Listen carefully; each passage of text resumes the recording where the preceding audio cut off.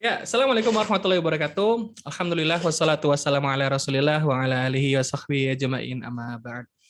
Baik, saya ucapkan selamat datang dan selamat bergabung di sharing session Linguistic Deception bersama Idrus Putra Masterclass.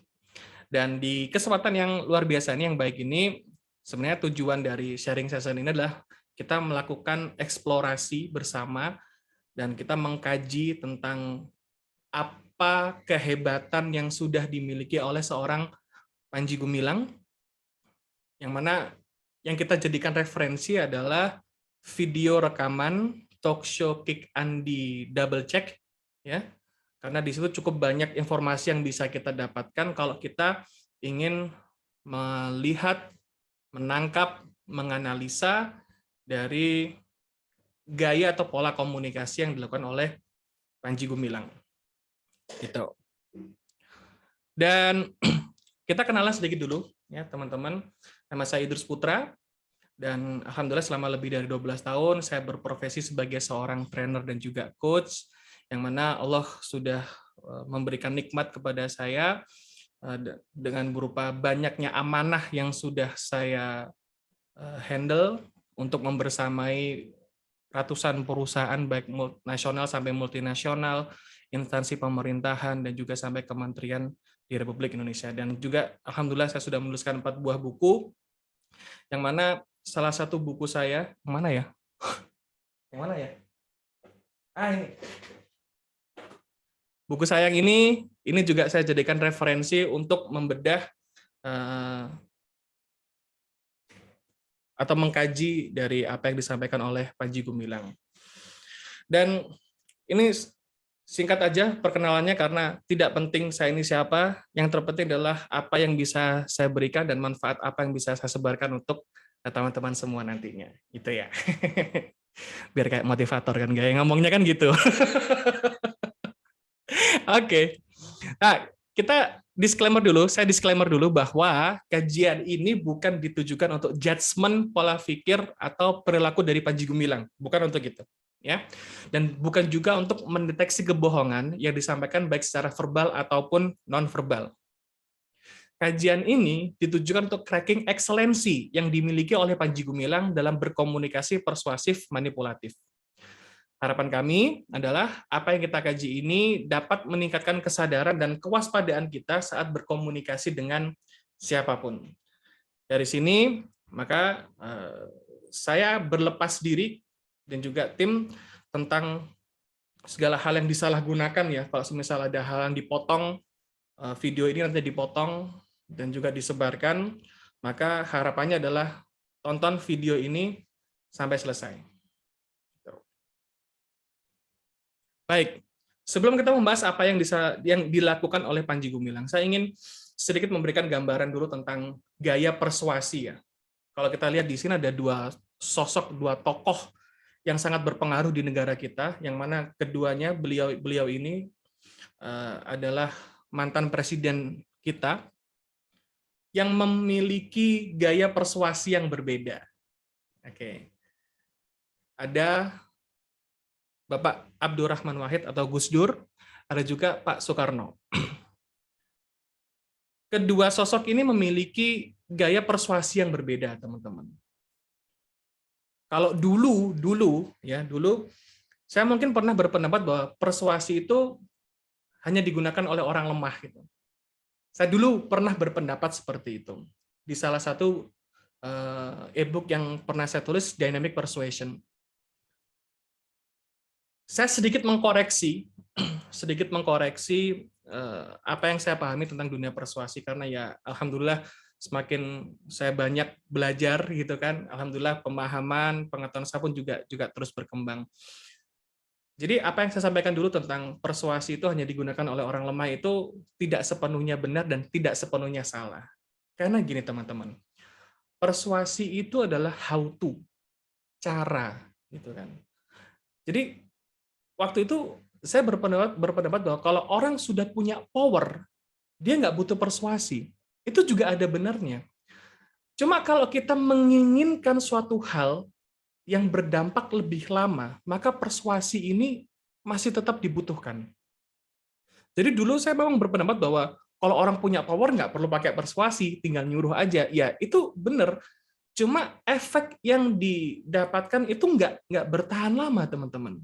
Contoh semisal seorang leader dalam sebuah organisasi. Memang seorang leader bisa menggunakan posisinya, jabatannya untuk memberikan pengaruh kepada tim yang ada di bawahnya. Karena seperti yang kita tahu juga bahwa figur otoritas itu ya apapun yang disampaikannya itu ada pengaruh, bisa berpengaruh gitu ya. Cuma kalau ingin bisa bertahan lebih lama dari apa yang disampaikannya itu ternyata bukan cuma sebatas kita menjadi figur otoritas, tapi kemampuan persuasi juga perlu untuk dikuasai. Karena persuasi itu lebih kepada how to dan juga efek yang akan ditimbulkan.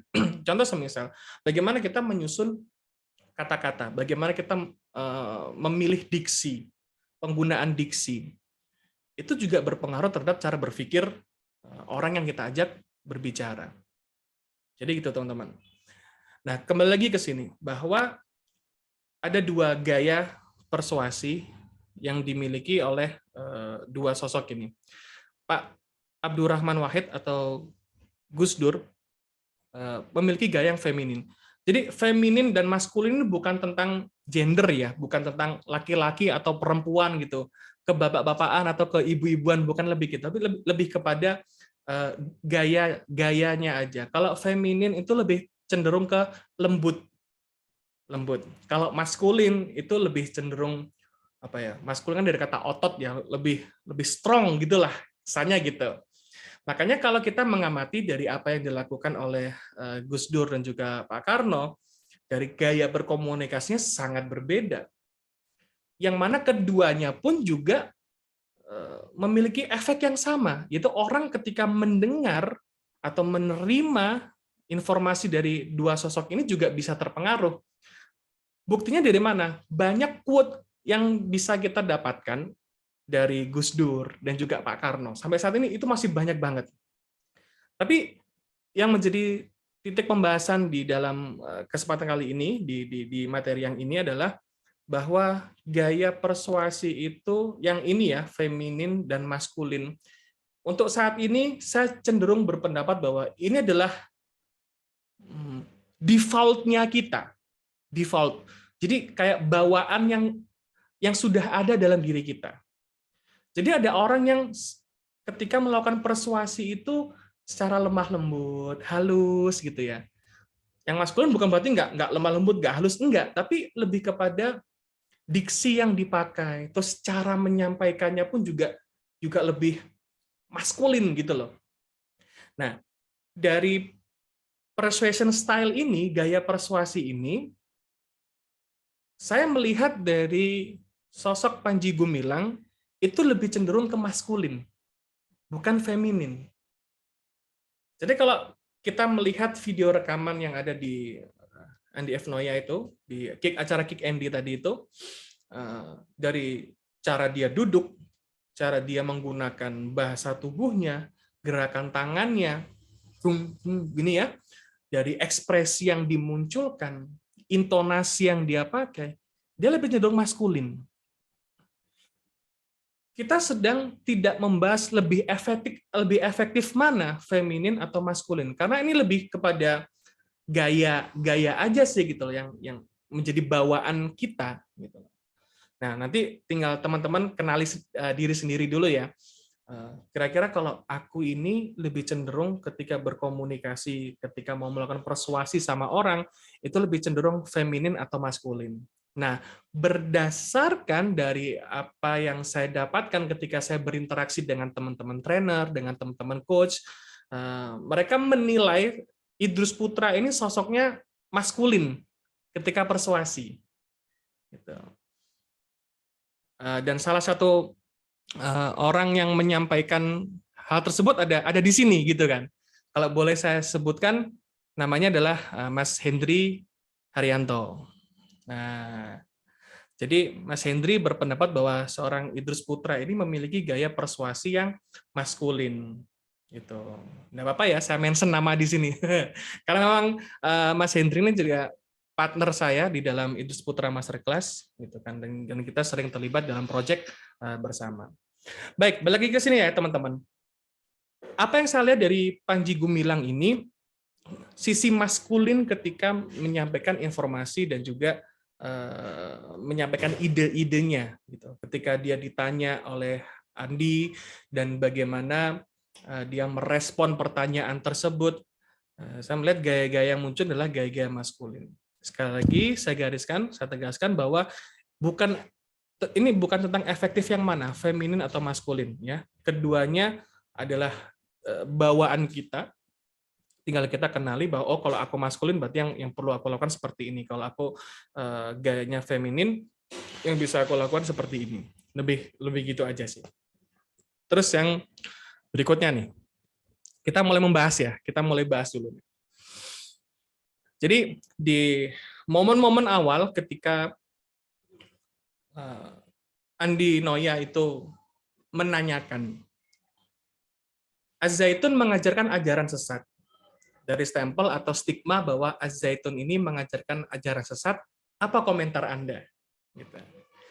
Jadi kita perlu tahu peran dulu ya, bahwa Andi ini adalah seorang jurnalis, yang mana dia sudah mendapatkan banyak informasi, dan dia sebenarnya kalau yang saya lihat dalam acara tersebut adalah melakukan klarifikasi. Karena acaranya adalah kick Andi double check gitu kan. Jadi si Andi ini melakukan klarifikasi dari informasi yang sudah dia dapat dan dia dan tim dapat dan kumpulkan dan ditanyakan langsung ke Panji Gumilang. Dan seperti yang kita tahu bahwa informasi yang tersebar seperti ini, betul kan? Bahwa wah Zaitun, Panji Gumilang itu sesat dan menyesatkan. Informasinya seperti itu. Dan hal ini ditanyakan kepada Panji Gumilang. Dan respon dari Panji Gumilang ini sangat bagus banget, teman-teman. Karena responnya adalah, saya tidak berkomentar dulu. Saya bertanya siapa yang mengatakan itu. Dan ini adalah salah satu cara di dalam NLP yang ditujukan untuk melakukan klarifikasi atas suatu statement yang rujukannya itu belum jelas. Ya. Jadi ketika ada orang menyampaikan, oh, saya kemarin dengar ada seperti ini. Oke. Boleh tahu nggak? Informasi ini datangnya dari mana? Siapa yang mengatakan hal tersebut? Tujuannya adalah agar kita yang bertanya bisa tahu apakah informasi yang dia dapatkan valid atau tidak, ya, dari siapa aja dia menyampaikan hal tersebut, akan memudahkan kita dalam merespon. Jadi ini bagus banget yang dilakukan oleh Panji Gumilang. Sebelum dia menjawab pertanyaannya, dia tanya dulu, ini dari mana sih? Nah, kalau dalam kaidah NLP, ini maksudnya ke meta model ya. Karena ada loss performatif nama polanya itu. Jadi ketika Andi F. Noya menyampaikan hal ini, Az-Zaitun mengajarkan ajaran sesat dari stempel atau stigma bahwa Az-Zaitun ini mengajarkan ajaran sesat, apa komentar Anda gitu loh. Nah, si Panji Gumilang tanya, siapa yang ngomong itu? Katakanlah gitu ya, kalau bahasa sederhana. Yang ngomong itu siapa sih? Gitu loh. Terus Andi Noya menjawab, ya kalau di permukaan banyak sekali katanya. Terus Panji Gumilang, simpulkan satu dulu. Simpulkan satu dulu. Ini juga cara dalam berkomunikasi yang kita kenal dengan chunk down. Jadi ketika informasi itu masih sangat abstrak, ya, karena sangat general, maka tugas kita adalah melakukan klarifikasi. Kita butuh informasi yang lebih detail terlebih dahulu sebelum kita memberikan respon. Dan ini adalah sebuah kecerdasan yang saya tangkap dari seorang Panji Gumilang. Nah, ketika ini diterapkan sama diri kita, teman-teman, ya, ketika semisal kita mendapatkan tuduhan A, B, C, D, E dari orang lain, ya, dan kita sedang berbicara dengan salah satu teman kita bisa menggunakan pola ini juga. Kamu tahu hal ini dari mana sih? Siapa yang bilang ini? Gitu. Ya banyak yang ngomong kalau kamu tuh gini.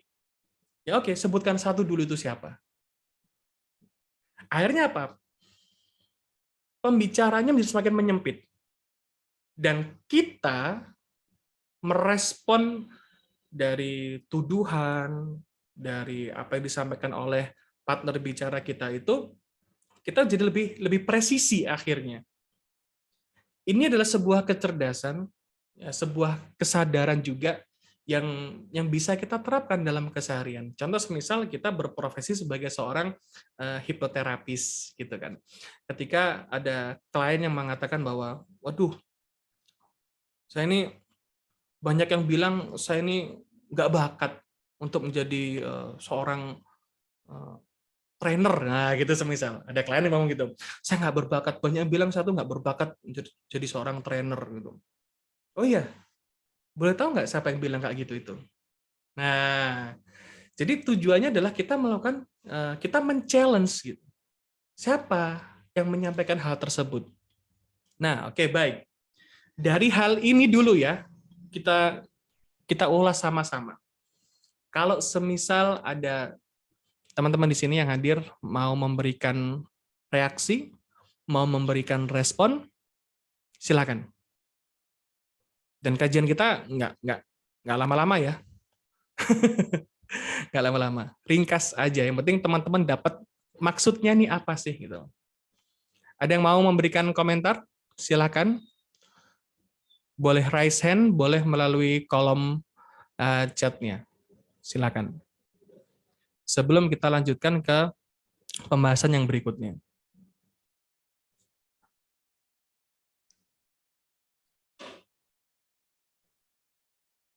Nggak ada? Oke. Mudah-mudahan bisa dipahami ya teman-temannya.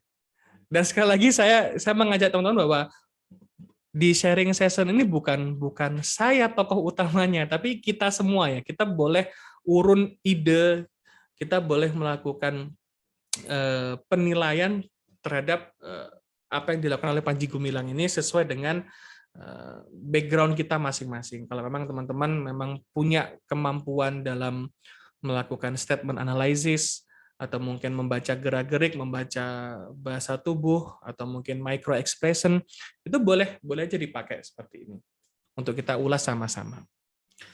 Oke, jadi karena belum ada yang memberikan respon, kesimpulannya adalah di saat kita menerima informasi yang belum lengkap, belum detail, yang referensinya nggak jelas, yang rujukannya tidak jelas, kita mendapatkan tuduhan, semisal tadi ya, saya berikan contoh, maka yang bisa kita lakukan adalah kita menyampaikan pertanyaan.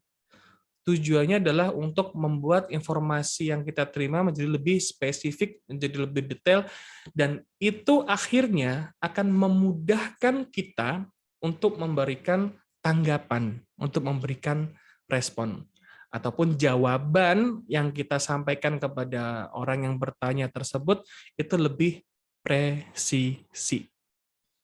Gitu ya. Oke, kita lanjutkan nih. Di hal ini, di obrolan ini ya.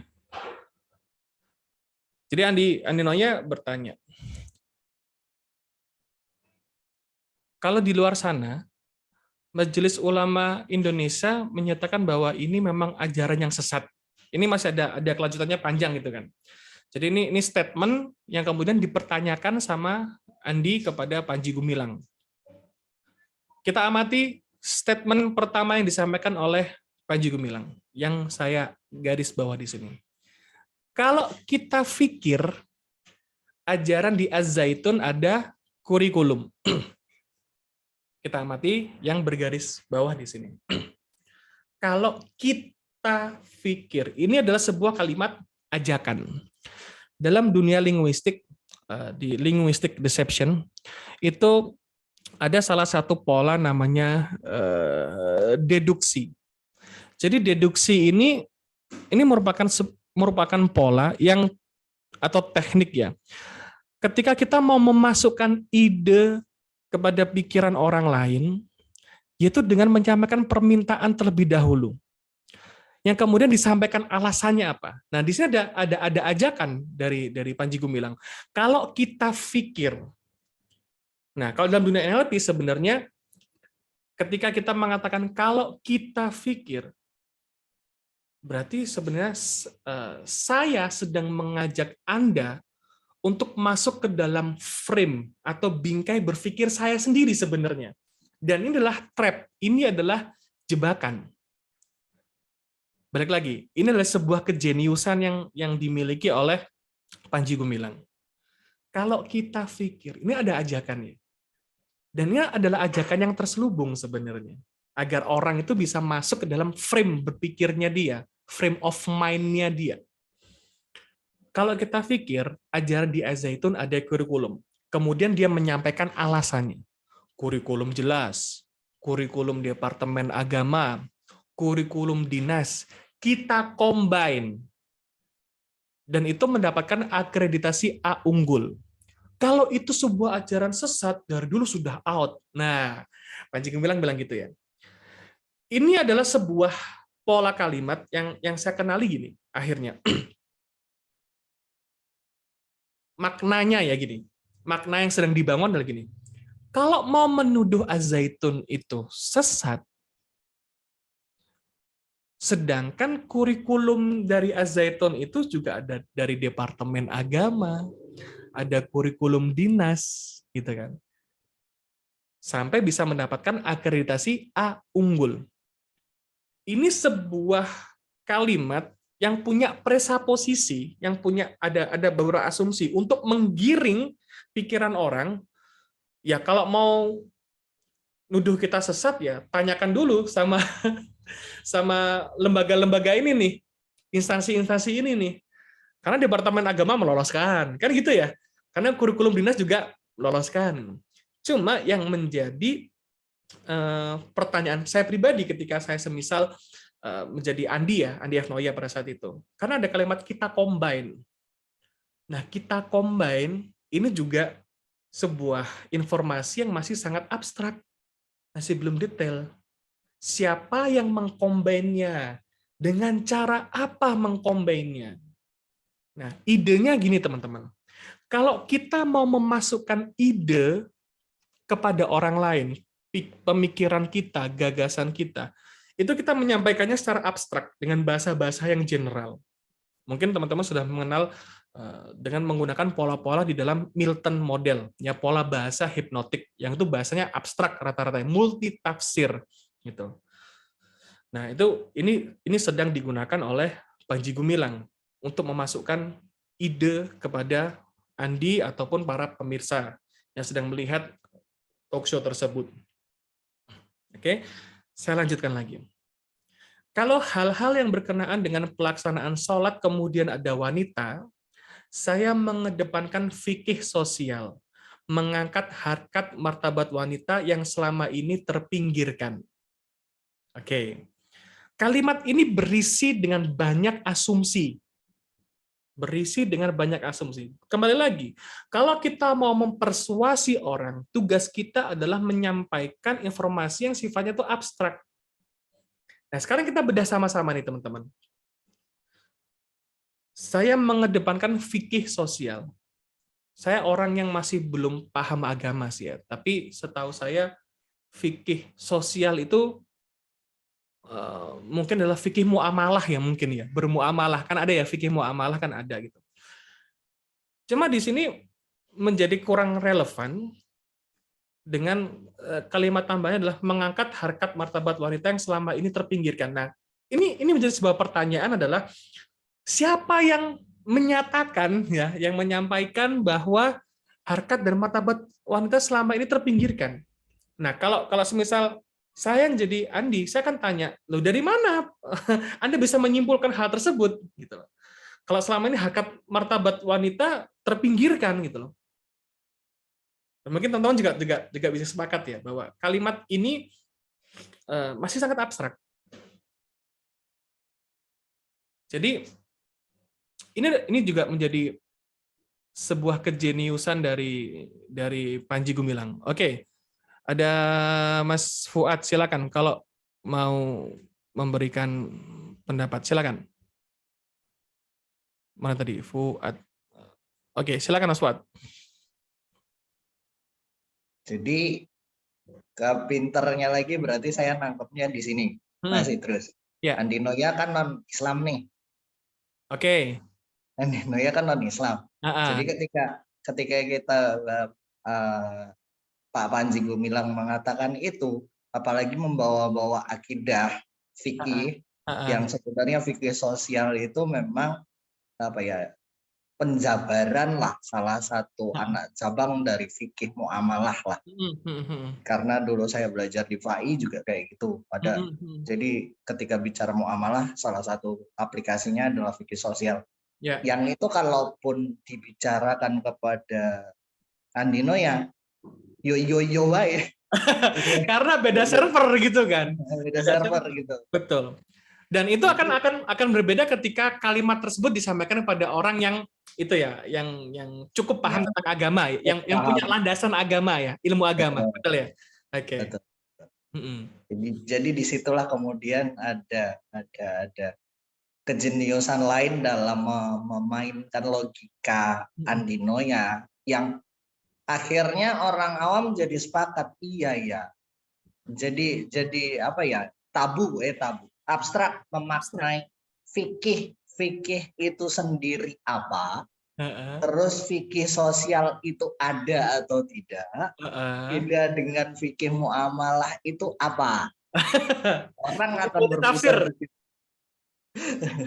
muternya di situ. Dan disinilah kejeniusan Pak Panji dalam mengemukakan pendapatnya di situ. Itu sih. Cukup. Oke, mantap ya. Oke. Nah, dari obrolan dengan Mas Fuad ini ada sebuah pemahaman yang bisa ada insight nih bahwa gini. Ketika kita berkomunikasi dengan orang yang selevel atau mungkin punya kemiripan level ya, secara pemahaman itu nggak mungkin stuck. Contoh semisal gini. Saya belajar hipnosis, Mas Fuad belajar hipnosis nih, ya kan?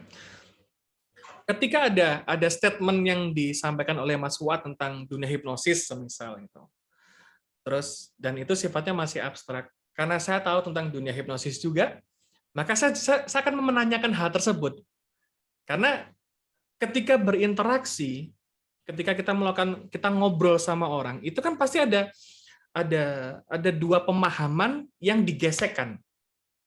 Dua pengetahuan, pemahaman yang digesekkan. Nah, di sini memang miss-nya adalah ya Andi F. Noya non-Muslim. Sehingga apapun tentang Islam bisa jadi terkait dengan akidah, dengan fikih, ya itu mungkin hal yang sangat tidak diketahui oleh Andi, gitu kan. Terlebih lagi nih kita lanjutkan. Thank you ya, Mas Fuad ya. Thank you. Nanti kalau semisal mau masuk, teman-teman langsung raise hand aja, langsung nanti saya buka untuk suaranya, ya. Oke, nah kemudian dilanjutkan lagi si Panji Gumilang juga melakukan quote nih ya kan, apalagi quote-nya berbahasa Arab gitu ya. Innal muslimin wal muslimat wal mu'minin wal mu'minat wal qanitin wal qanitat tidak pernah dikesampingkan, sejajar. Jadi kalau secara lughawi, secara bahasa, kata dan itu memang membuat dua anak kalimat itu setara. Dan itu betul. Itu betul. Cuma yang menjadi pembahasan di sini adalah si Panji ini sering banget cukup sering menggunakan quote di sini. Jadi kalau kita melihat video lengkapnya ya, banyak quote yang dipakai. Quote itu adalah kita tuh mengutip omongan orang, bukan cuma orang ya, kita mengutip tulisan, bisa dari Al-Quran, bisa dari hadis, bisa dari ucapan guru, ucapan orang yang menjadi figur otoritas. Dan quote ini menjadi satu hal yang sebenarnya susah ditolak oleh pikiran sadar.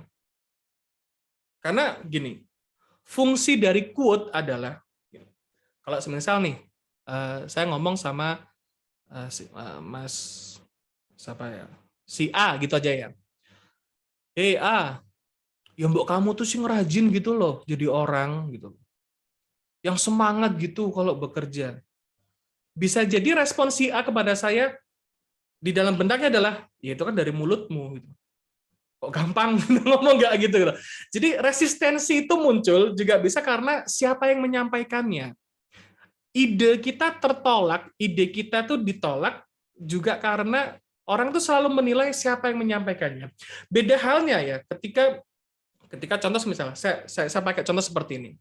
Rasulullah SAW pernah menyampaikan bahwa sebaik-baiknya umat adalah yang paling bermanfaat, gitu kan. Ya ini artinya bahwa kalau peran kita dalam kehidupan ini masih kurang bermanfaat, ya sayang dong. Katanya kita mengikuti Rasulullah. Nah, jadi itu loh. Kalau kita mau menyampaikan ide dan ada quote yang dipakai di situ, itu menjadi apa yang kita sampaikan itu menjadi lebih punya power, teman-teman. Dan ini dilakukan sama Panji Gumilang.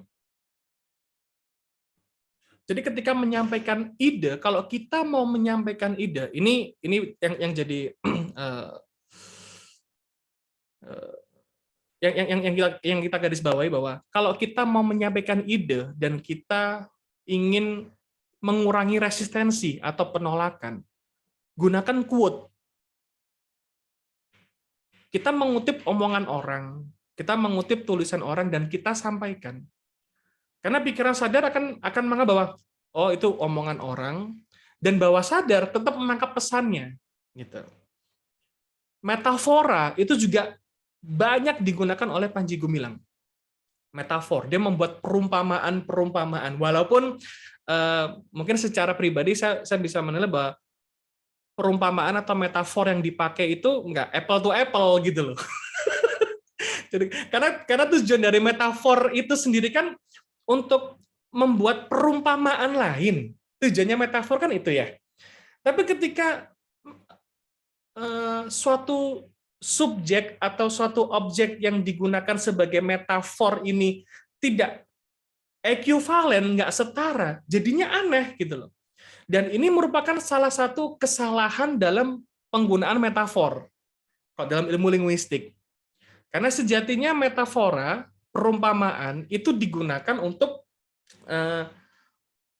pembanding yang sejenis, gitu teman-teman. Contoh semisal kalau dalam kegiatan hipnosis lah, kalau kita melakukan relaksasi kepada klien gitu, silakan Anda rasakan setiap tarikan dan hembusan nafas membuat Anda menjadi lebih nyaman, lebih rileks. Rasakan perasaan nyaman ini mengalir dari kepala sampai ke bawah.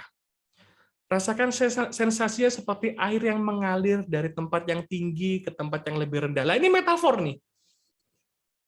Karena mengalir dari tempat ke tinggi ke rendah itu kan sifat dari air gitu kan. Dan ini dipakai di dalam kegiatan relaksasi karena dari kepala sampai ke bawah sepadan jadinya, apple to apple. Tujuannya itu. Makanya kalau kita menggunakan metafor dan ketika kita mengidentifikasi orang menggunakan metafor, pastikan bahwa orang tersebut menggunakan metafor yang tepat, yang apple to apple, yang sepadan, nilainya itu sepadan. Gitu. Dan Panji Gumilang jenius, jago dalam penggunaan metafor. Karena balik lagi, metafor itu adalah bahasa bawah sadar, teman-teman. Itu bahasa bawah sadar. Kalau kita berkomunikasi yang dalam tanda kutip ingin lebih efektif untuk cepat masuk ke dalam pikiran bawah sadar orang, ya kita menggunakan metafor. Makanya salah satu ada buku yang pernah saya referensikan tentang metafor. Oh, ini. Nah, ini buku udah cukup kuno. Ini buku terjemahan ya, teman-teman ya. Mungkin bisa di-capture. Kalau misal masih ada di toko hijau atau toko orange, silakan dicari. Ini sih isinya adalah metafor dan juga storytelling. Jadi gimana cara kita menggunakan metafor sebagai media penyembuhan. Ini buku ini bagus banget. Dan Panji Gumilang itu juga cukup keren menggunakan metafornya walaupun banyak yang keliru. Karena nggak apple to apple tadi itu loh, teman-teman. Oke, saya coba mau buka di kolom chat ini ada apa ini. Nih. Nah, ayat terakhir itu nggak disebut lengkap konteks ayatnya oleh dia. Betul. Betul sekali. Dia cuma mengutip sebagian dan dikumpulkan gitu loh. Terus ada dari Pak Subroto, kaidah bahasa Arabnya lemah. Udah mulai menafsirkan sesukanya aja. Oke. Balik lagi, kita bukan untuk judgement ya, teman-teman ya. Bukan mengatakan dia ini salah, dia ini gini. Enggak, kita sedang meng-cracking kehebatannya Panji Gumilang gitu. Karena fokus kita bukan untuk melakukan judgement, ya. Oke, jadi kita sepakat ya. Kita sepakat bahwa kita punya penilaian terhadap seorang Panji Gumilang ini. Dan bisa jadi penilaian kita itu sama, teman-teman. Cuma bukan itu ya. Saya tekankan lagi bahwa bukan itu tujuan kita mengadakan sharing session ini. Oke, ini dari Mas Fuad nih. Justru karena Apple tuh kesemek lah, maka beliau dipercaya logikanya. Karena banyak lagi teman-teman ya, kalau kita melihat dari cara menyampaikannya, Panji Gumilang itu jarang ngomong terbata-bata, jarang ya. Dia kan karena sifat maskulinnya, tegas gitu loh kalau ngomong. Nah, orang kalau percaya diri ketika ngomong, orang yang kita ajak bicara itu, yang kita ajak ngobrol, itu nggak akan mungkin, ya sedikit lah kemungkinannya yang muncul untuk tahu bahwa yang kita sampaikan itu salah atau benar. Orang dalam public speaking semisal, ketika ngomong salah pun, itu kadang orang nggak akan nangkep ketika yang menyampaikannya itu pede gitu loh.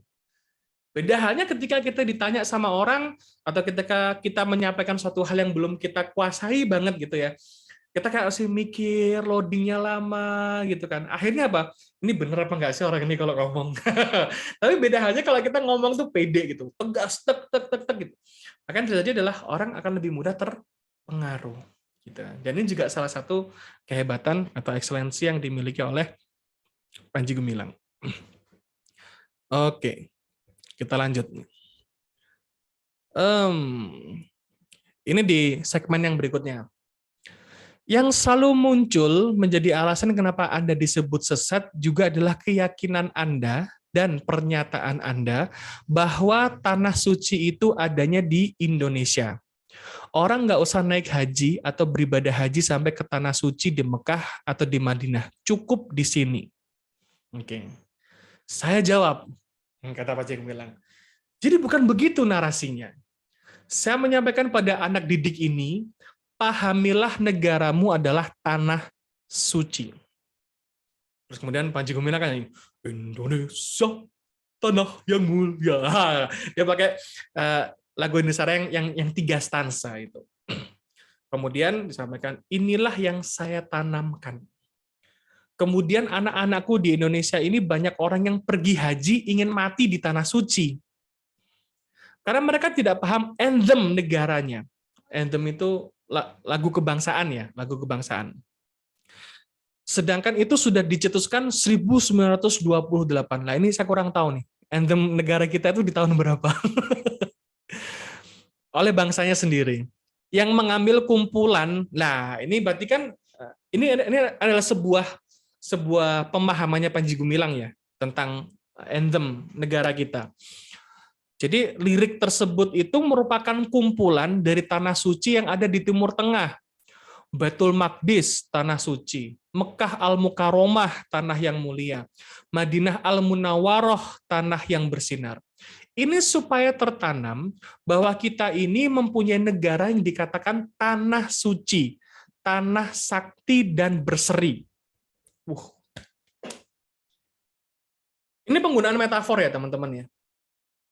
Tapi sebelum saya bahas tentang metafornya, saya membahas frame besarnya di sini adalah Panji Gumilang ini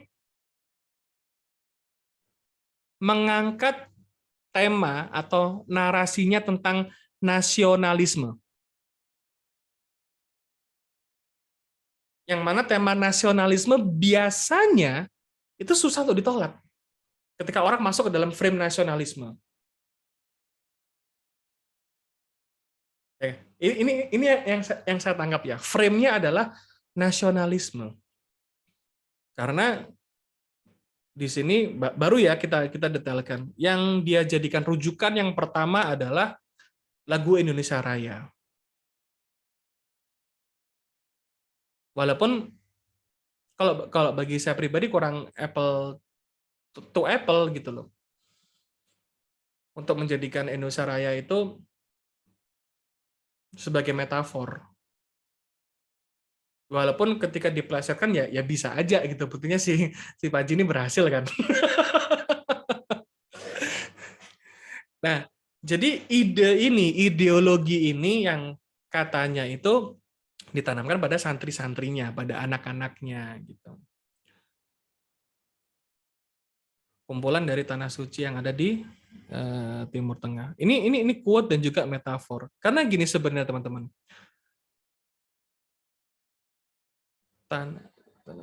Nah gini, kita ambil dari lirik lagu Indonesia Raya. Indonesia tanah airku, tanah tumpah darahku, tanah tumpah darahku. Ini metafor. Ini metafora. Bukan artinya kita menumpahkan darah di sini kan enggak gitu kan. Artinya tanah tumpah darahku. Berarti ya kita tuh dilahirkan di Indonesia gitu. Karena darah yang tertumpah dari rahim ibu kita ya di Indonesia, tanah tumpah darahku. Menjadi indah karena ini diubah bentuknya menjadi sebuah metafora. Kalau semisal nggak diubah menjadi metafora ya aneh gitu kan. Tanah tumpah darahku diganti darah dari rahim ibuku ketika aku dilahirkan, kan aneh juga gitu kan. Metafor itu memang bisa menjadikan suatu kalimat itu menjadi indah, informasi itu bisa menjadi indah gitu. Oke. Saya mau merespon dulu yang ada di kolom chat ya. Banyak menggunakan kata kita, sehingga lawan bicara dan audiens akan terbawa oleh pola pikirnya Panji Gumilang. Seketika info masuk ke benak audiens. Ya, betul. Bakal beda reaksinya jika menggunakan kata kami. Panji Gumilang memiliki jam terbang dan role model yang kuat. Oke.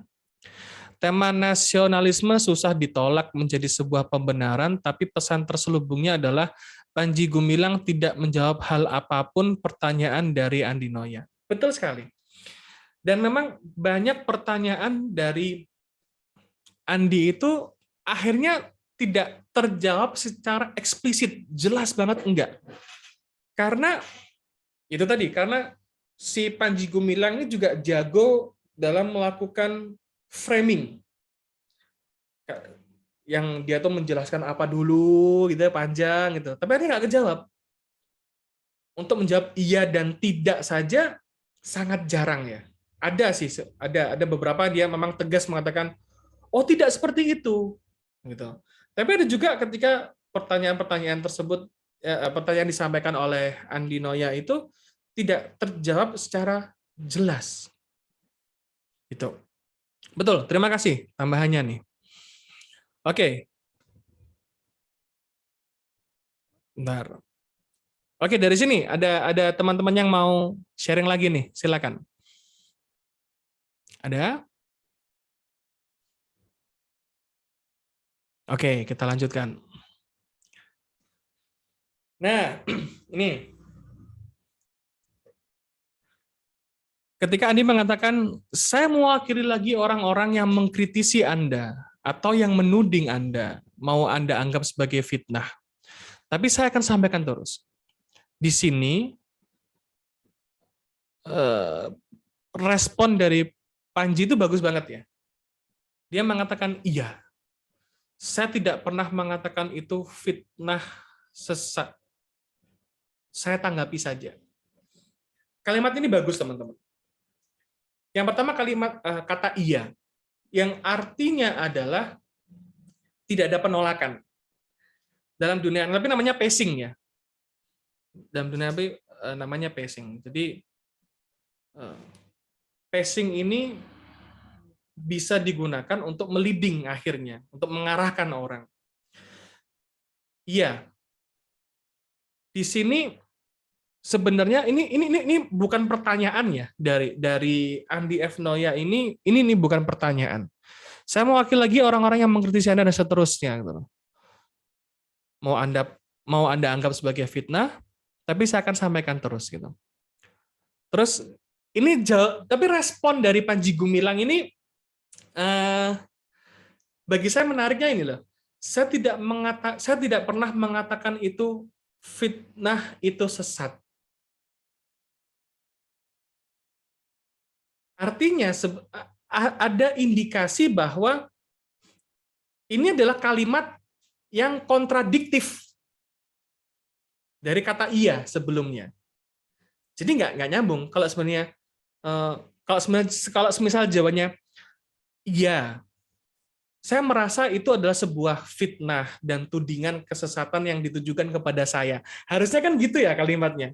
Tapi di sini nggak, dia bisa mau dipelintir secara halus. Iya, saya tidak pernah mengatakan itu fitnah, itu sesat. Saya tanggapi aja. Jadi kalimat saya tidak pernah mengatakan itu fitnah, itu sesat. Ini sebenarnya kalimat ini juga ditujukan ke siapa? Oke, silakan kalau ada respon dari teman-teman. Oke, ngelesnya Panji Gumilang dibalut epik. Jenius, karena berarti beliau tahu kita gampang lupaan orangnya. Maka dengan argumentasi panjang, beliau mengalihkan pikiran audiens dari pertanyaan sesungguhnya. Pakai wow efek pula. Kan jenius, betul. Kadang kadang yang nanya pun ketika si penjawab itu mendeskripsikan atau memberikan penjelasan yang panjang, kita tuh bisa lupa gitu loh. Kadang-kala kita bisa lupa terhadap apa yang kita tanyakan. Tapi beda halnya kalau semisal yang bertanya ini adalah Najwa Shihab. Sepakat ya teman-teman? Yang menjawab adalah Najwa Shihab. Itu Najwa tuh keren banget. Bertanya keren. Dan kalau saya melakukan komparasi, perbandingan, pertanyaan dari Andi F. Noya dan juga Najwa Shihab itu lebih tajam Najwa Shihab. Nah ini, kalau sama Najwa bisa berabe tuh dari segi animus tipikal suami sabar dan pintar yang mau masih boleh role model Panji Gumilang. Oke. Makanya kan Pak Panji pasti profiling Andi Noya dulu. Bisa jadi ya, bisa jadi seperti itu. Karena yang biasa dilakukan oleh saya pribadi ya, sebelum saya bertemu dengan seseorang, semisal saya mau ada dealing project gitu kan, biasanya saya profiling dulu nih, ini background perusahaannya kayak gimana gitu kan. Pada saat di tempat pun saya juga masih melakukan profiling. Oh, orang ini sukanya bahas apa ya, kecenderungan berpikirnya seperti apa ya gitu.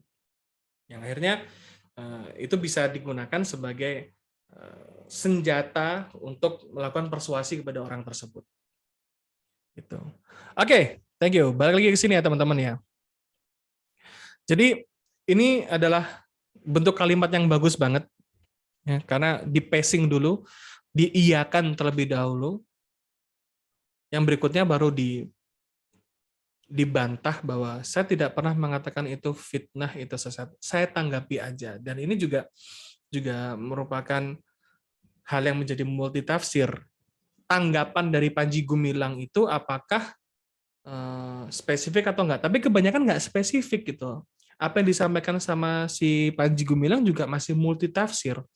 Jadi seolah-olah yang saya baca, si Panji Gumilang itu mempersilahkan orang-orang itu mempersepsikan dirinya atau mungkin Az-Zaitun itu seperti apa. Ini yang saya tangkap. Oke, kita lanjutkan. Nah, bahasa Panji Gumilang masih ambigu. Yes, gitu. Ini saya tanggapi sama dengan saya abaikan. Bisa jadi nggak gitu ya. Oke, nah ini ketika Andi F. tanya nih, MUI itu lembaga yang dihormati. Anda tampaknya tidak percaya pada lembaga ini. Responnya menarik ya. Dihormati kalau benar. Asumsi yang muncul adalah berarti si Panji Gumilang tidak menghormati MUI. Ingat ya, ini adalah asumsi yang muncul. Asumsi yang muncul adalah Panji Gumilang tidak menghormati MUI. Karena apa? Statementnya adalah dihormati kalau benar. Dan ini jawaban yang masih abstrak sebenarnya. Kalau semisal jawaban yang jelas kan, apa Anda tidak percaya dengan lembaga ini? Oh tidak, itu jelas.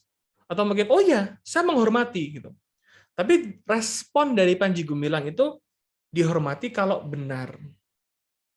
Nah, kemudian ini respon yang bagus banget dari Andi F. Noya. Menurut Anda tidak benar. Karena kalimatnya dari respon dari Panji Gumilang itu masih multitafsir. Dan ini Andi coba untuk menspesifikkan lagi. Menurut Anda tidak benar. Terus jawabannya adalah, nah bagaimana? Wong tabayun saja nggak ngerti. Terus harga diri seseorang diinjek-injek. Oke. Dan dia itu LSM, Mas. Sama derajatnya dengan lembaga pendidikan ini. Adalah lembaga swadaya masyarakat. Mengapa harus meneliti sama-sama? Kecuali kalau sampean punya pangkat yang lebih tinggi, konstitusional, baru boleh.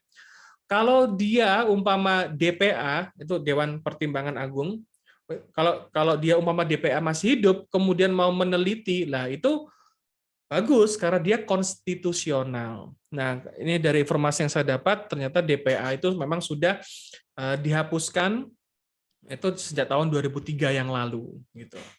Oke, sekarang kita cracking sama-sama nih.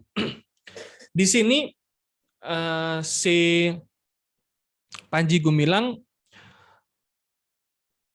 melakukan generalisasi.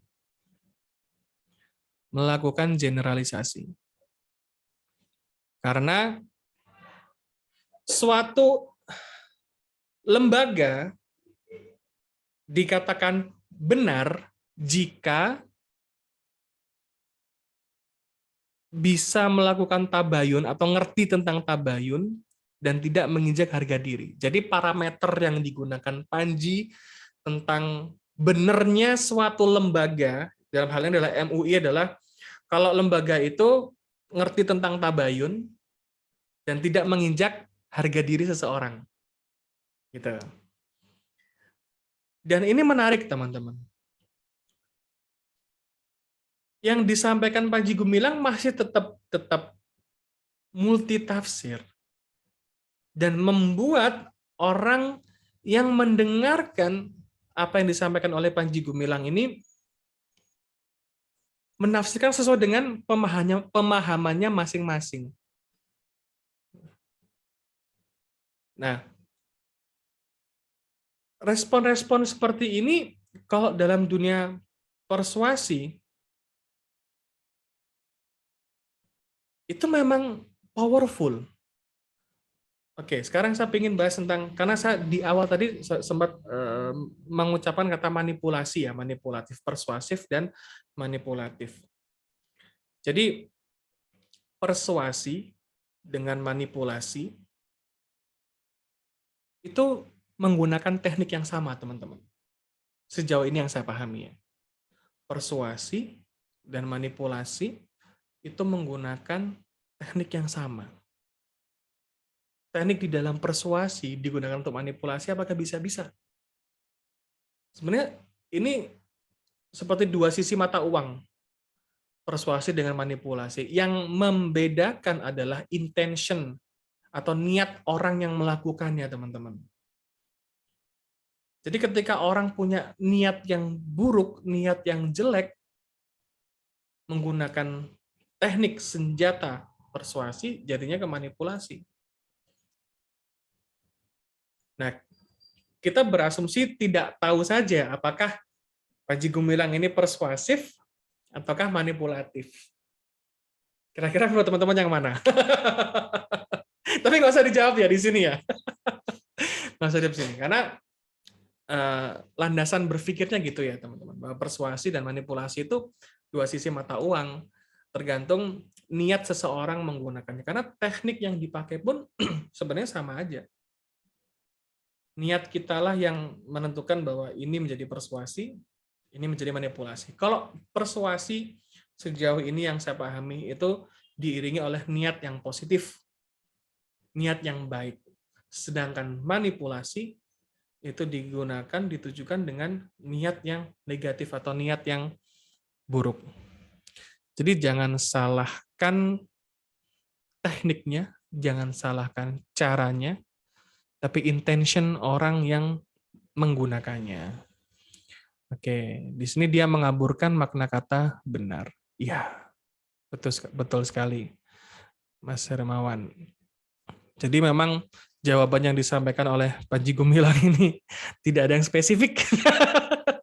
Dan itu bukti bahwa pola-pola persuasinya kepake di sini ya. Oke, kita lanjutkan. Nah, ini salah satu presaposisi yang saya ambil dari neurosemantik ya, teman-teman. Tentang berkomunikasi itu seperti apa sih? Ya, ternyata presaposisi ini menjadi hal yang sangat menarik perhatian saya. Jadi, where there is a frame, there is a game. Where there's a game, there's a frame. Kita perlu sadar, teman-teman, ketika kita berkomunikasi, ketika kita berinteraksi dengan siapapun, ya, kita perlu menyadari sebenarnya kita sedang masuk frame of mind-nya dia, kerangka berpikirnya dia, ataukah dia yang masuk kerangka berpikirnya kita, frame of mind-nya kita. Dan Panji Gumilang adalah orang yang menurut saya pribadi sangat jenius dalam melakukan framing. Kalau kita bilang secara teknis ada banyak ya frame, cara melakukan frame of mind, ada reframing, ada the framing, ada backtrack frame, ada outcome frame, macam-macam. Tapi di sini saya melihat bahwa seorang Panji Gumilang adalah orang yang sangat jago dalam memainkan frame. Dan kita juga perlu sadar bahwa setiap frame itu adalah permainan. Di dalamnya ada permainan. Dan setiap permainan itu ada frame-nya. Kita sebagai orang yang dapat dikatakan cukup beruntung ya, kita bisa bersentuhan dengan pengetahuan-pengetahuan seperti NLP, dengan ilmu-ilmu pemberdayaan diri yang lainnya, yang membuat kita, alhamdulillah, menjadi pribadi yang punya tingkat kewaspadaan yang cukup bagus. Kan harapannya itu ya, bahwa ilmu itu sebagai alat bantu kita. Ilmu itu akan menjaga kita. Jadi, tugas kita ke depan adalah, yang berikutnya adalah, di saat kita berinteraksi dengan siapapun, di saat kita berkomunikasi dengan siapapun, hadirkan kesadaran. Apakah kita masuk jebakan orang tersebut? Apakah kita masuk ke dalam kerangka berpikirnya? Ataukah kita yang membawa orang itu masuk ke dalam frame of mind-nya kita? Makanya saya sering bilang di beberapa pelatihan saya yang bertemakan persuasi adalah, komunikasi itu tentang siapa mempengaruhi siapa. Apakah kita sedang mempengaruhi ataukah kita sedang dipengaruhi? Dan yang berikutnya, siapapun yang bisa melakukan setup frame, yang bisa membingkai suatu obrolan, percakapan, diskusi, negosiasi, persuasi, dialah yang memiliki kendali. Maka dari itu, kesadaran dan juga kewaspadaan kita dalam bersosial ini menjadi hal yang cukup challenging, teman-teman. Terlebih lagi ketika suatu hal itu dikaitkan dengan nilai-nilai yang cukup besar banget dalam memberikan pengaruh terhadap cara berpikir kita. Agama, semisal. Ketika seseorang membahas tentang hal-hal yang mempunyai nilai-nilai yang cukup besar, di saat itulah kita perlu untuk menjadi orang yang lebih aware, menjadi orang yang lebih waspada. Dengan bahasa sederhananya, jadilah pencuriga yang baik. Jadi ini yang bisa saya sampaikan buat teman-teman semuanya, yang bisa kita diskusikan juga. Mudah-mudahan ini bisa menjadi insight untuk kita semuanya, dan apa yang saya sampaikan ini bisa membantu teman-teman juga. Diskusi yang sudah kita lakukan juga bisa memperkaya map kita sama-sama. Dan bila ada hal yang kurang berkenan, nah itu semua memang saya sengaja ya, karena gini ya saya nih. Mudah-mudahan kita bisa bertemu lagi di lain kesempatan. Mudah-mudahan ada hal menarik lainnya yang bisa kita kupas lagi ya teman-teman ya. Terima kasih. Wassalamualaikum warahmatullahi wabarakatuh.